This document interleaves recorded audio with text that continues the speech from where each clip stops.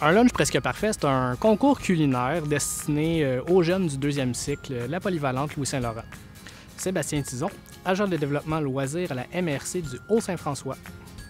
Dans le fond, c'est parti d'une idée qu'on a eue plusieurs partenaires dans le milieu du Haut-Saint-François quand on a assisté à l'émergence de la saine alimentation à travers les projets, à travers les enjeux qu'on avait pour nos jeunes. On a remarqué beaucoup de popularité des concours culinaires, les jeux télévisés au niveau de la cuisine à la télévision. Donc, on a eu l'idée folle de se dire essayons donc ça. Un concours culinaire basé sur l'émission Un souper presque parfait. Un lunch presque parfait, c'est un concours où les jeunes vont s'inscrire en équipe. Et il y a tout un processus d'engagement, un processus où les jeunes doivent suivre une panoplie d'ateliers portant sur différents sujets, par exemple la cuisson des viandes, des sandwichs, les sauces, les épices, les potages, etc., etc. Et doivent s'engager à suivre tous les ateliers pour être fin prêts à faire la grande finale. Là, les 5 équipes doivent concocter un menu qui va être présenté à un jury et qui va être jugé, dans le fond, pour devenir la recette gagnante et se mériter le titre d'un lunch presque parfait.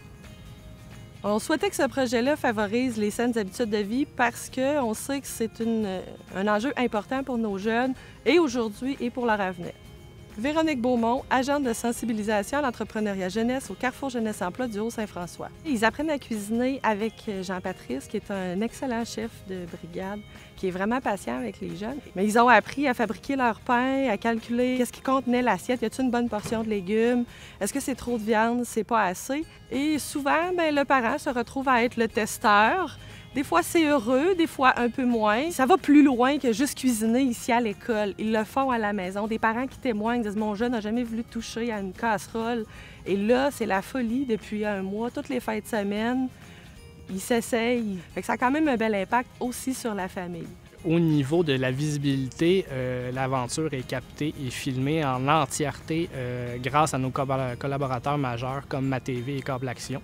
Donc, 3 émissions de 28 minutes qui sont diffusées sur leurs ondes. Premièrement, c'est sûr qu'ils en retirent beaucoup de plaisir, ils en retirent beaucoup de fierté. Seulement de côtoyer un chef professionnel, faire voir que c'est pas grave si t'es pas bon en partant, que l'expérience puis le talent, ça s'acquiert en pratiquant, en travaillant fort. Au niveau du prestige que ces jeunes-là peuvent avoir de passer à la télévision, d'avoir le titre d'un lunch presque parfait, je pense que c'est quelque chose de super intéressant. C'est très valorisant pour des jeunes comme ça, ici dans le Haut-Saint-François.